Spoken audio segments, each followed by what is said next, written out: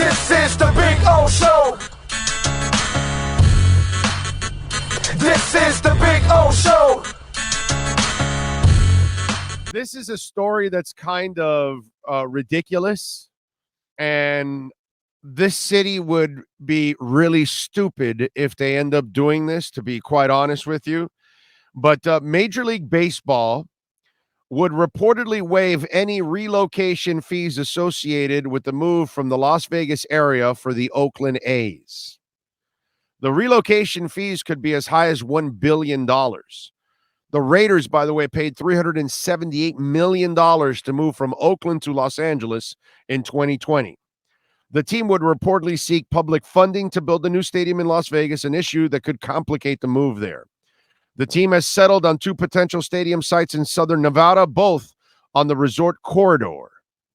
Now, it's not clear if the Tampa Bay Rays would get a similar waiver should they opt to switch cities. Now, here's the thing that and in Oakland, by the way, they're going to vote on potentially allowing a $12 billion stadium to be redesigned and developed there where they're at. They're going to need 18 of the 27 commissioners to vote to redesignate that place to allow a potential $12 billion stadium there if they're able to do it. And Dave Covell, the A's president, has indicated that a vote against the project could essentially kill the team's hopes to stay in Oakland. Here's my problem with all of this. If you're the city of Oakland, I wouldn't give the A's anything. Look, normally I would never give billionaires any stadiums or arenas. I think it's just stupid to do that in general. Okay, Mickey Harrison doesn't need your help, and neither does Stephen Ross. They can build their own stadiums and arenas and laugh at it. Okay, it's a drop in their well. Here's my problem. Why the F would you want to work with the A's? At least if you work with Stephen Ross, he's going to spend money. If you work with Mickey Harrison, he'll spend money. If you work with Jerry Jones, he'll spend money. So there are owners you want to work with. Stan Kroenke, he's going to spend money. Okay, so there are some owners that if you had to do the private-public partnership deal, which is ridiculous, but if you're going to do it with somebody that's going to spend money because here's the thing what people don't understand, okay? And normally, again, like I told you, I'm not into public spending for an arena or a stadium. But if you do it with Mickey Harrison, follow me on this. Follow me on this. Okay, you have a shitty owner in Jeffrey Loria owning the basketball team. So he'll be Donald Sterling and the Clippers doing nothing. Or you can have Mickey Harrison owning the Miami Heat, and he'll be the Miami Heat or whatever great franchise winning and playoffs and all that. Great, right? So you have...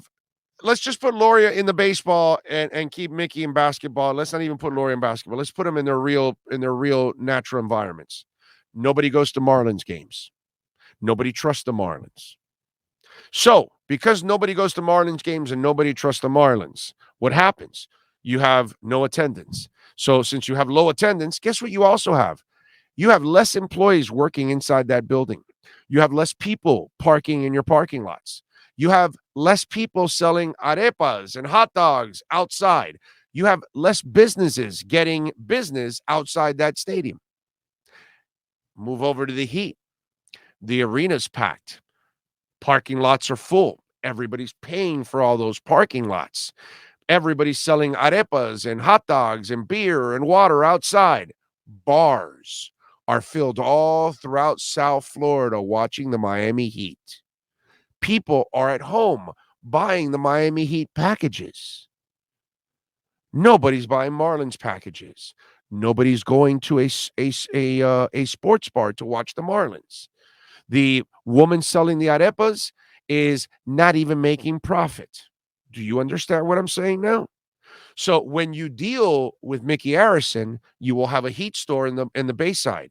You will have a Heat store in the Miami airport. You will have a Heat store. Don't they have one in Dolphin Mall, I think, also?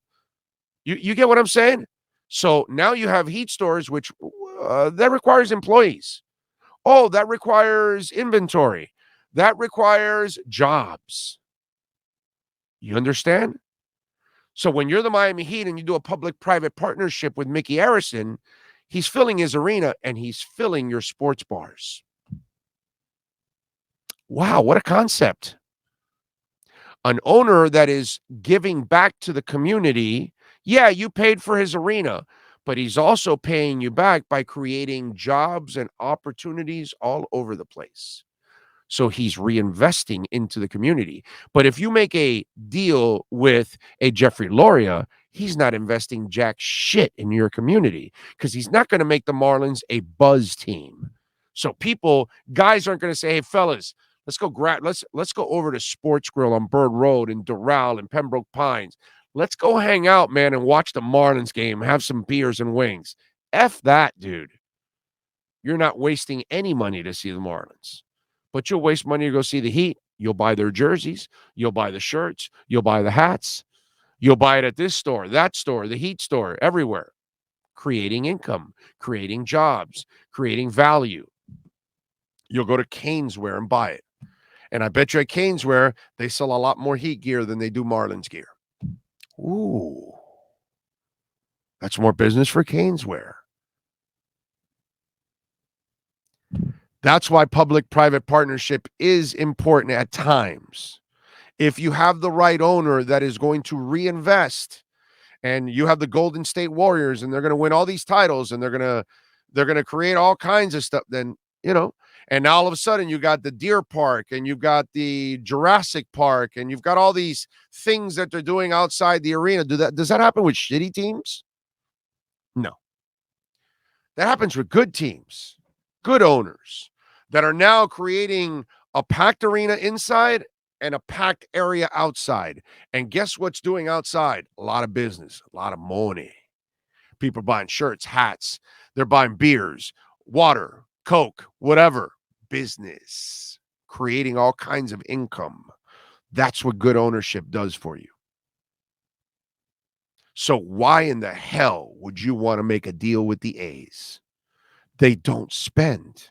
They never get over the hump. They have good baseball people. But if you're the city of Oakland, why would you want to make a relationship with them? Why would you want to give them $1 billion or a $2 billion stadium? And if you're Vegas and you're going to try to attract the team, hell, tell them that you'll buy the team and bring it there. You can find a richer owner to make Vegas special. The Knights got there and they made themselves special right from the get-go. Are the A's going to do that? I haven't seen it. They haven't been special since the Bash Brothers.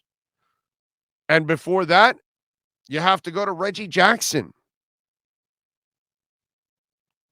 So why would you do a deal with a shitty ownership group? That's bad business. That's your KSDT sports business.